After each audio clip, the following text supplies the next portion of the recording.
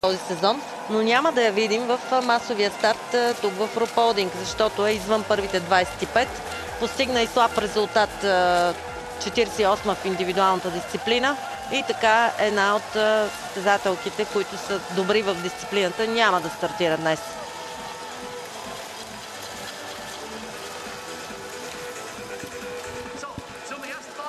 Това е наистина парадокс. Тя участва само в един масов старт. Фанесилио Гранбурнан пропусна и първия в Контиолахти. Но двете победителки от масовите стартови са тук. Това е Елвира Йобърг и Селина Гротян. Изненадваща победа на младата германка Селина Гротян.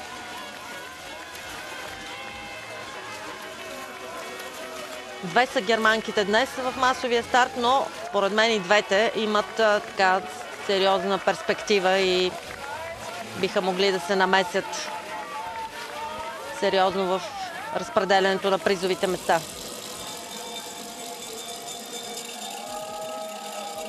За Швеция, освен Елвира Йобърг и Хана Йобърг, които споменахме, в стартовия лист са Ела Халварсон с номер 11, Ана Магнусон с номер 15 и Йоана Скотхайм с номер 23.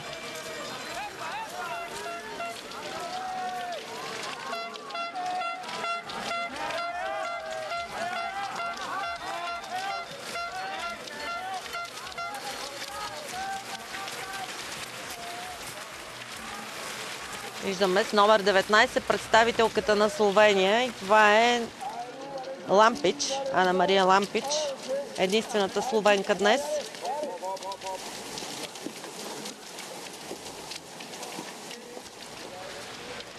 За Австрия Лиза Тереза Хаузер и Ана Гандлер, която също Гандлер направи много добър резултат в индивидуалната. Шеста завърши тогава младата австрийка.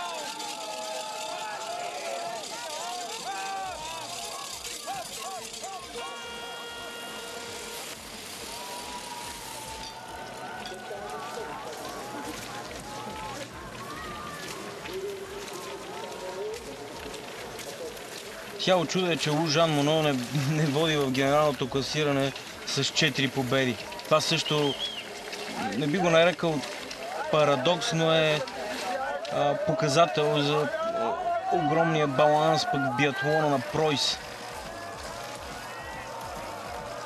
Виждаме, че Милена изостана най-отзад.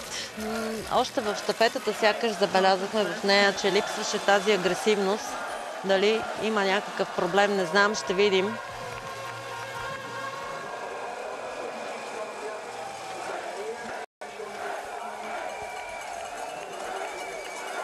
Темпото е високо, тъй като се разтегна отпред доста. И особено Елвира Йобърг, която със сигурност налага много високо темпо. Тук е Милена. Милена, заедно с представителката на Естония, Сузана Кюм. Лу Жан Моно сега отпред. Лу Жан също с много добро ски бягане тук. Тя пропусна щафетата, почина, възстанови, със сигурност я пазят, защото всъщност тя е най-големия съперник за сега на Франциска Пройс. За генералното класиране. За генералното класиране.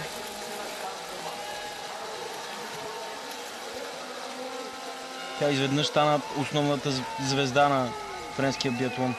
Лидера.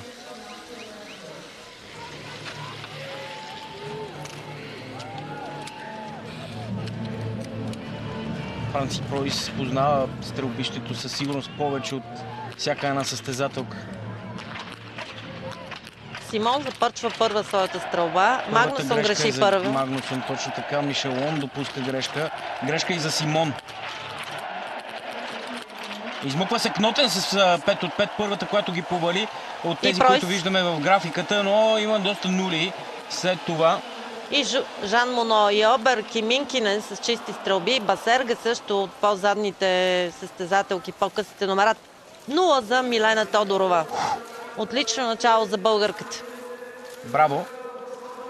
Вирер също с чиста стрелба излиза седма. Замеси се тук Милена Тодорова в първата 12-тица. Веднага след нея е Ева Борникова, Басерга и Ислова с чиста стрелба. Първите 15 биатлонистки се стреляха без да допуснат грешка.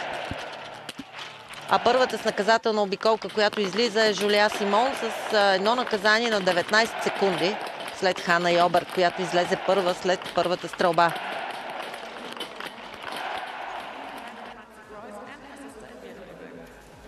Но първите 10 биатлонистки са вече в рамките на 13 секунди.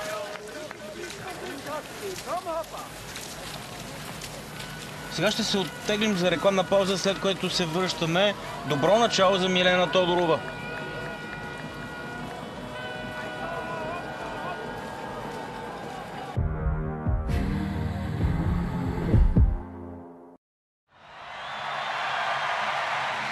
Ladies and gentlemen, welcome to the opening ceremony of the Barcelona 1992 Olympic Games.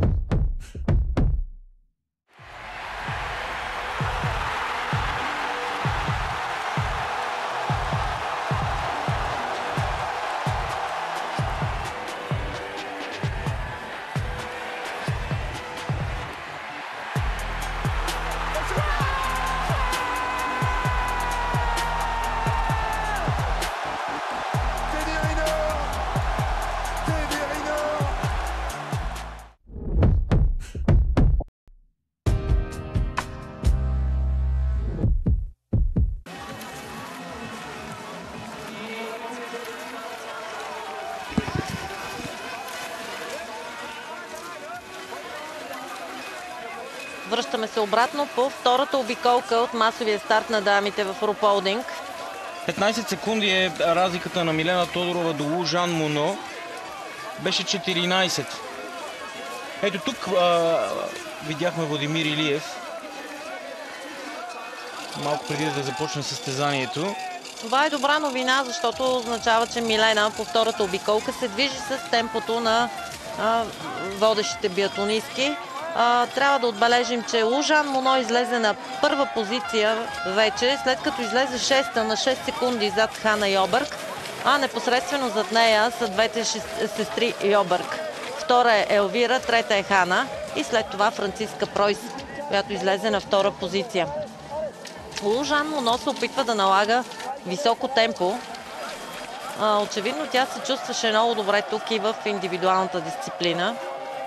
Подхожда вероятно това трасе на французойката, а и се намира в добро състояние. Тук виждаме, че в спускането Елвира лекичко изпревари Лу Жан Моно.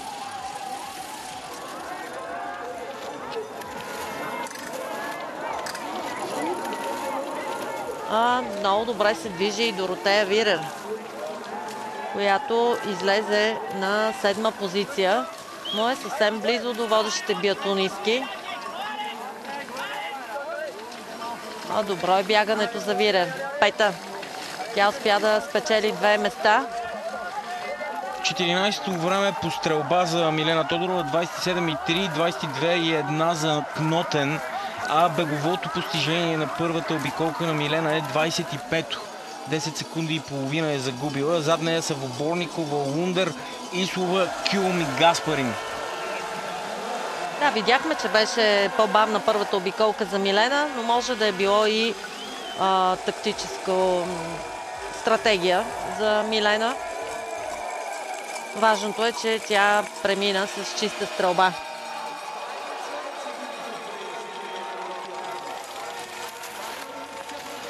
Биатлонистките, които допуснаха най-много наказания при първа стрелба, са Бреза, Джима и Халварсон, които направиха по 2 наказателни обиколки и са съответно на 28, 29 и 300 позиция след стрелбата. Предстои вторият легнал. 6 биатлонистки влизат едновременно на стрелбището, водени от Франциска Пройс, която явно ще държи да бъде на първи коридор.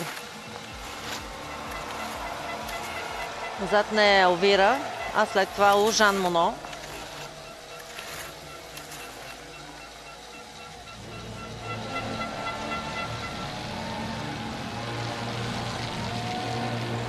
Видяхме в далечината и Милена, която също влиза вече в стрелбището.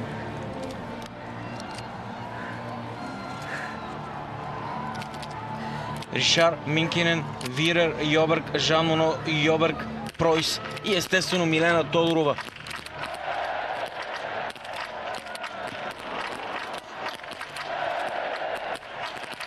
Пройс греши обаче. Хана Йобърг 2 пъти. А Елвира Йобърг ще излезе първа. Да видим Жан Моно. Вирер излиза с чиста стрелба. Жан Моно също.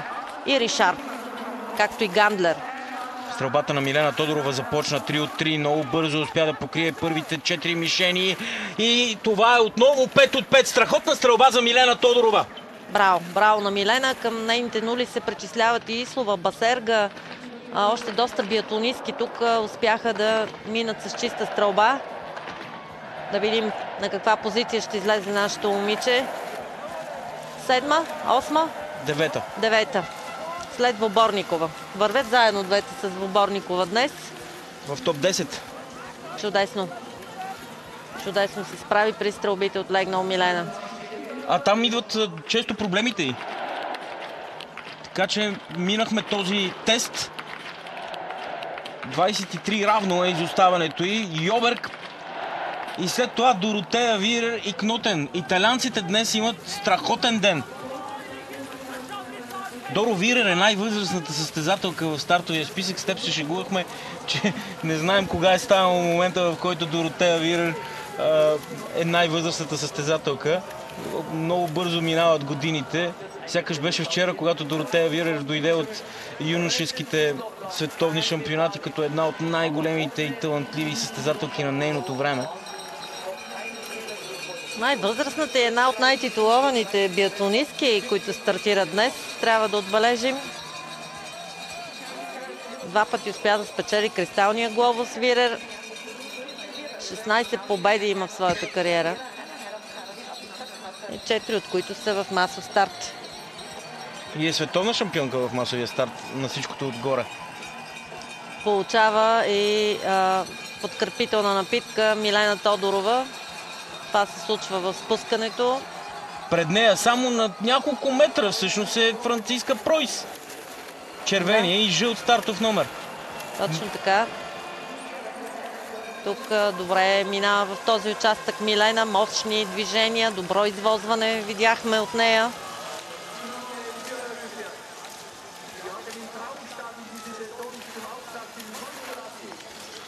Елвира Йобърг начело, следвана от Доротея Вирер. А Кнотен на 3-та позиция, след това Лужан Моно и Мишелон. Доста е висок стандарта на стрелбата. В първите 12 има 11 нули. Само Пройс е с наказателна обиколка. Всъщност с номер 8 е Жан Ришар, простете, не беше Мишелон. Най-младата състезателка е Селина Гротиян. Гротиян е родена през 2004 година. 5 сезона след въвеждането за първи път на масовата дисциплина, масовия старт в Световната купа. Няма е Танхаймер, иначе тя е най-младата по принцип. Гротиян обаче направи 2 пропуска до тук и е на 24-та позиция. Победителката от масовия старт в Анеси Люгран Борнан. 9-та минава тук Милена Тодорова на 29 секунди. Беше на 23, така че само 6 секунди губи от много бързата Елвира Йобърг. Ето я и Жустин Бреза. Жустин Бреза, която от първите 2 стрелби има 6 наказателни обиколки и абсолютен рекордьор по наказания. Жулия Симоне с 4, така че и двете много силни французойки доста съсипаха състезанието си днес.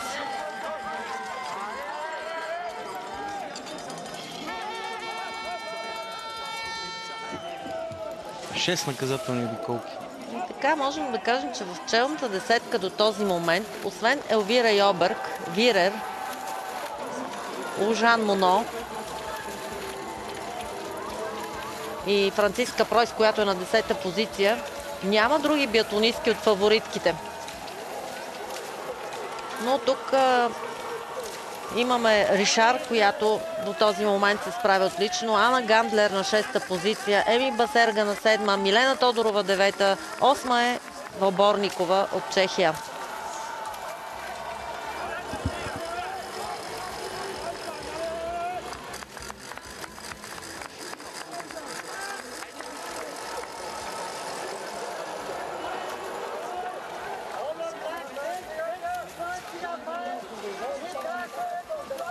Пройс се предвижи вече на 7-ма позиция. Милена е 14-та тук вече.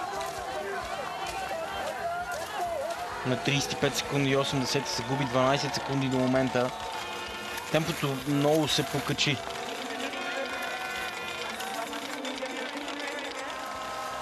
Ами, важна е стрелбата. Важна е стрелбата от положение прав. Тук очакваме още доста биатлонистки да допуснат наказания, защото до този момент имаме 11-0.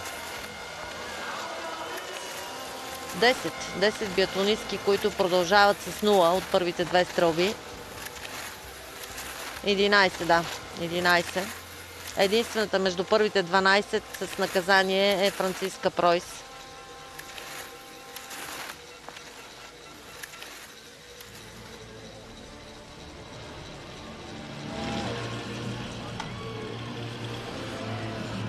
Би трябвало да започнат състезателките да допускат грешки и този, който успее да мине с 0 тук, да се измъкне и да качи позиции нагоре. Надяваме се това да бъде Милена Тодорова.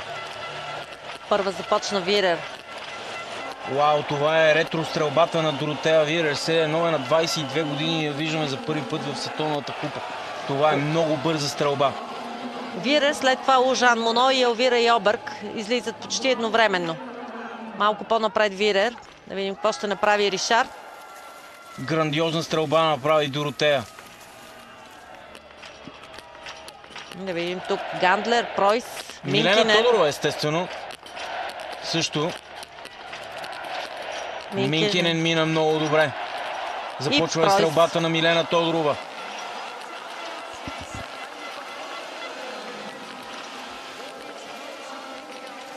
Браво! Още една 0. 15 от 15. Чудесно се справя Милена. Но малко забави третия и четвъртия. Но най-важното е, че мина с 0. 13-та позиция. 45 секунди. До тук само 6 вече останаха биатлонистките с чисти стрелби. 3 чисти стрелби, но не е малко за масов старт. 6 биатлонистки преди последната стрелба да са с 0, между които и Милена. Това е много висок стандарт. Много Доротея Вирер с 19 секунди и 7 за тази стрелба. Под 20 секунди. Ами дали няма да има втора италианска победа днес, предстои да видим. Вирер с 0, Жан Моно, Елвира Йобърг, Жан Ришар, Ана Гандлер и Милена Тодорова. Браво на Милена. За сега се движи за най-добрия си резултат в масов старт. Припомняме, че той е 15-то място от сезон 20-21.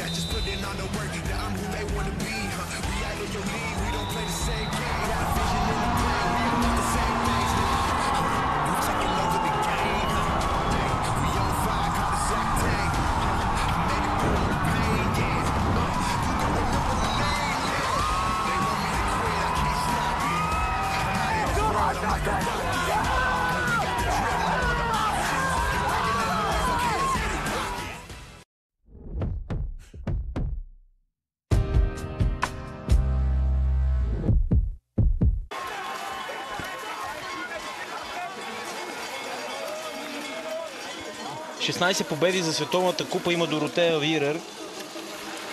4 от тях са в масов старт и всъщност цяла една година тя изкара без подиум. Цял един сезон. Последният и подиум е победа на масов старт на 12 март в Йостерсунд. Не беше добър сезона миналата година за нея, за сметка на Лиза Витоци, която спечели големия кристален глобус.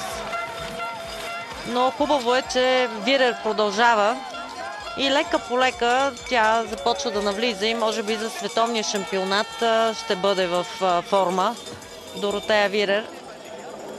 И най-вече за Олимпийските игри в Кортина, защото това, което и липсва, е олимпийска титла в тази иначе фантастична кариера на най-успешната италянка в историята. Тя има един бронзов медал в спринта като индивидуално отличие и 2 бронзови медала в смесените щафети от Сочи и Пьончан, а бронзовия медал в спринта дойде в Пекин.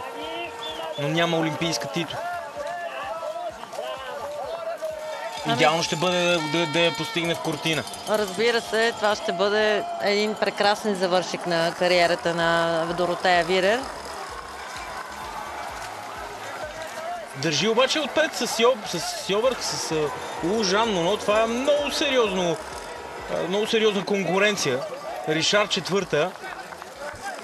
Браво и на Ришард. И Мишелон и Ришард са две също много перспективни биатлонистки. Шеста се движи за сега Франциска Пройс. Седма е финландката Минкинен. Също пък изключително стабилна е Минкинен в своите резултати. Милена на 12-та позиция на 50 секунди.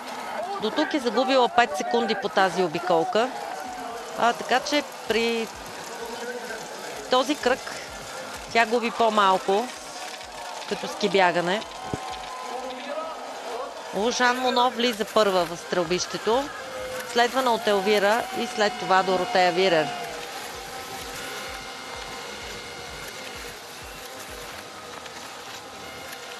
Да видим какво ще ни покажат три големи биатлонистки.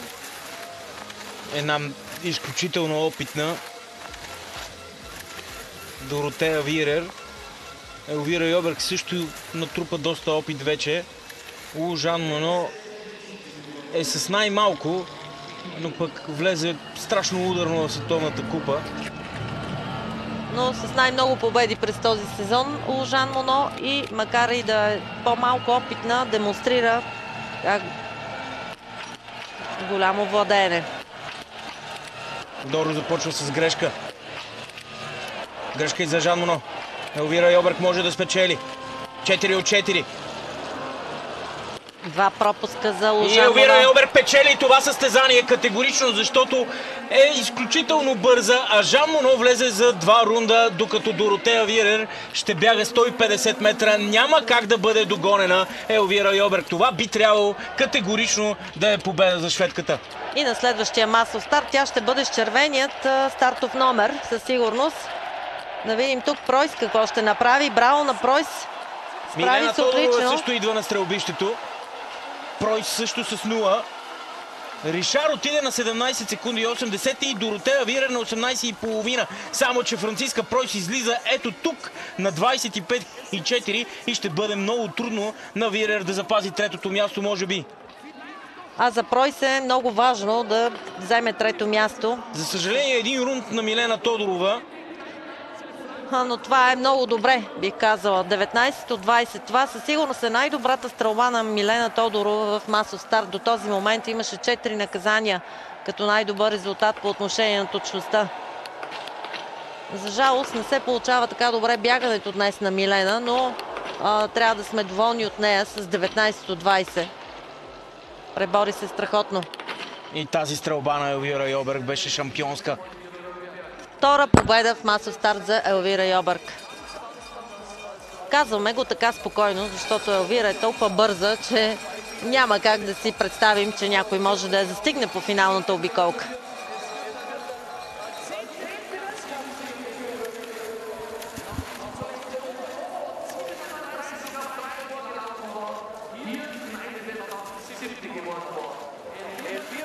Шестнадесета позиция за Милена Тодорова на 1,15. Воборникова е пред нея. Те двете днес са закачени буквално. На 1,14. Припомням, че най-добрият резултат е 15-то място от Йостерсунд. Ами всъщност на 1 секунда пред Милена е Воборникова, а на 3 секунди пред нея Еми Басерга. Само че отзад е Лампич. Отзад е Лампич, така че със сигурност и трите ще бъдат изпреварени. Лампич днес само с 4 наказания. Това за нея е като 0. Това за нея е точно като 0. А нулите днес са за Елвира Йобърг и Жан Ришар, която излезе на втора позиция.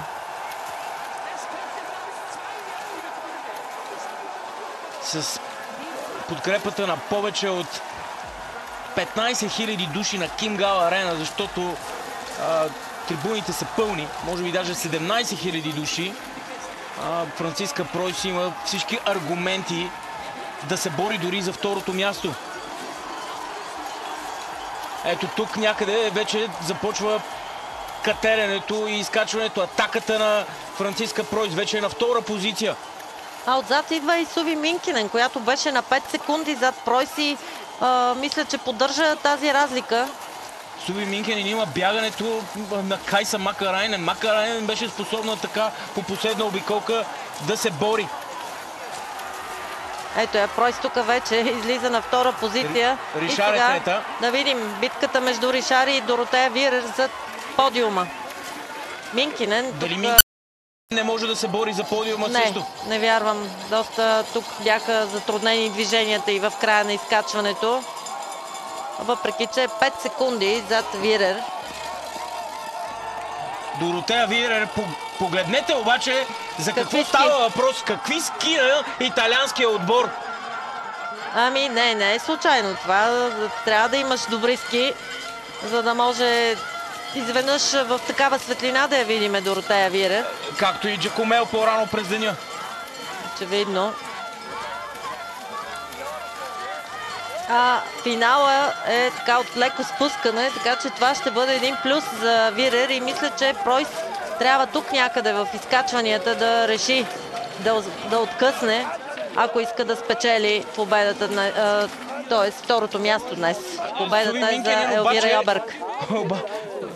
Доближи ги? Че ги доближи, точно така. Вече имаме група от 4 състезателки и 2 места на подиума. Защото едното е ясно, то е за Елвира Йобърг. Съжаляваме Елвира, но е по-интересно какво се случва за второто и трето място. 4 биатлонистки с шансове за подиума. Милена Тодорова 16-та, отново след четвърта стрелба. 13-та беше след стрелба номер 3. Ето тук атаката на Пройс в това изкачване. Страхотно каране на Пройс. Но тук виждаме, че Жан Ришар успява до някъде да задържи темпото на Пройс, докато Вирер тук изостана. Но сега идва спускане. Спускане, в което... където ще вземе Доротея Вирер, очевидно е това. Вирер ще се доближи. Да видим. Погледнете как върват сега ските на италианците. Спуска се извън следата Доротея Вирер. но явно доста успя да я откъсне в изкачването Франциска. Така че това спускане може би няма да помогне на Вирер. Доближава се Доротея Вирер. Това са последните 200 метра. Да видим, Ришар взе вътрешно завоя. Жан Ришар срещу Франциска Пройс. Елвира Йобърг обира аплодисментите, но според мен лявото око на всеки един от зрителите е насочено към битката за второто място. Дали Франциска Пройс си го заслужи? Първа победа за Елвира Йобърг в масов старт през сезона. Ето това е важната картина, която трябва да видим. Франциска Пройс влиза първа все пак в финалната права. Ришар само на крака отзад. Не, отказа се Доротея Вирер. Отказа се Жан Ришар и тя няма да може. Франциска Пройс второ място за нея. Трета позиция за Жан Ришар. Може би най-интересният старт от началото на сезона. Вирер четвърта позиция, а Елвира Йобърг спечели. И така ще носи червения стартов номер. Както Ива още при стрелбата от прав каза. Победа в Контиолахти, победа в Руполдинг за Елвира. Какъв сезон за Франциска Пройс. Продължава да бъде страшно константна в това, което се случва във всеки един старт. Забележително е. Толкова много години Франциска Пройс имаше травми, след това контузии, по различен начин се връщаше, имаше спорадични появявания на подиума, заболявания, контузии, грипове, какво ли не, и накрая идва този сезон. Ами чудесно, че идва за Франциска Пройс и този сезон. Тя е родена през 1994 година, на 30 години Франциска Пройс. Много се измъчи. Така, чела съм нейни интервюта, споделя тързанията си от това, че винаги има някакъв проблем. 17-та Милена Тодорова. 17-та за Милена, в 17-то място отлична стрелба, не толкова добро бягане, но поздравления за Милена за това, че успя да стреля 19 от 20. Ето го нашето момиче. Браво! Втори най-добър резултат в кариерата и в масов старт. И така, след победата на Елвира Йобърг в Контиолахти и в Ансилио Гран Борнан с Елина Грутиян, отново Елвира Йобърг след 9-то й място в Ансилио Гран Борнан.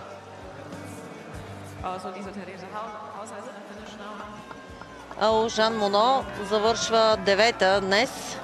Така че тук Пройс успява доста да дръпне пред своята най-голяма конкурентка. 101 бяха точките преди този старт в плюс за Франциска. Жулия Симон с най-бърза стрелба. Милена Тодорова е 25-та в това отношение. Бегово. Как е бегово положението? Лампич, естествено. Това не ни очудва. 16-та е бегово от тези състезателки, които са приключили. Интересно, че втора бегово е Хана Йобърг, а Жан Моно е с третото бегово време, след това е Елвира. Първа Лампич, тя е с 22 секунди пред втората. А Франциска Пройс с пето бегово време, 45 секунди зад Лампич, с една наказателна обиколка Пройс. А за златна пушка се надпреварваха Жустин Бреза-Буше и Жулия Симон по 7 рунда. Това се казва катастрофа за тези две също велики биатлонистки. Нещо не е наред и с Бреза-Буше, и с Жулия Симон. Определено. И не само заради днешния старт. Целият сезон не е наред. Особено така изглеждаше за Жулия Симон, защото тя определено може много по-добре да стреля и да бяга по-бързо. Колко близо бяха италианците до две победи. Това щеше да бъде забележителен ден за сквадрата, но и така нещата изглеждат много добре. Четвърта позиция за Доротея Вирер, най-възрастната състезателка в стартовия списък. Къде отиде най-младата? Грутиян е на 12-та позиция. Победителката от Ансилио Гран Борнан. С две наказания зад Кирк Айде от Норвегия. Най-добрият резултат за Норвегия днес е на Каролина Кнотен. 7-мо място.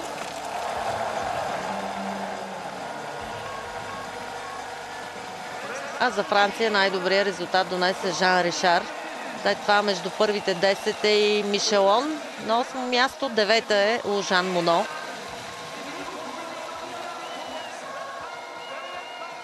Това е Бреза Буше.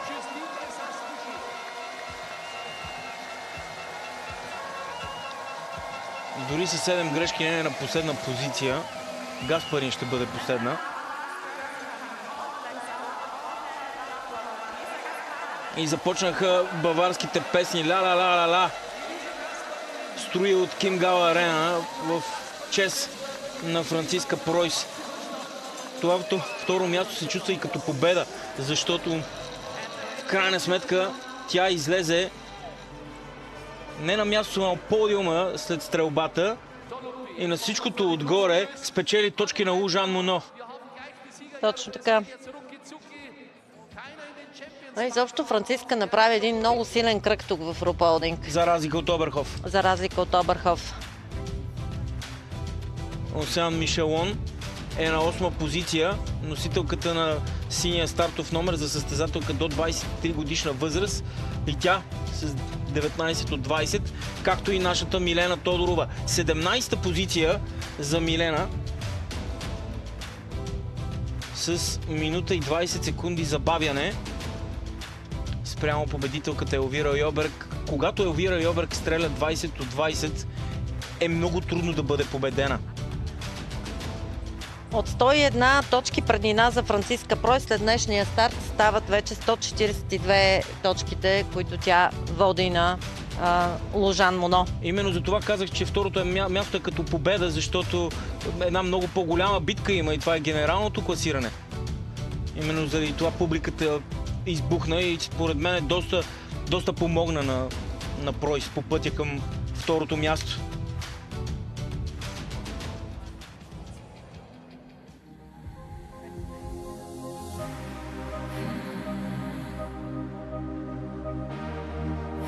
Откритото първенство на Австралия продължава в ефира на Евроспорт. Това са най-интересните двубои от Род Лейбър Арена.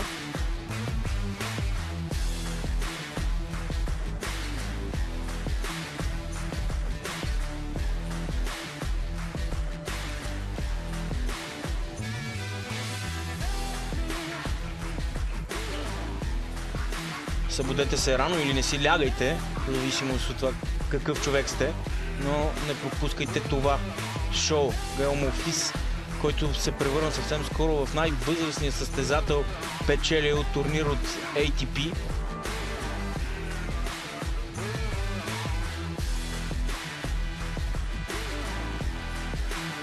Подобрявайки този рекорд на Роджер Федерер.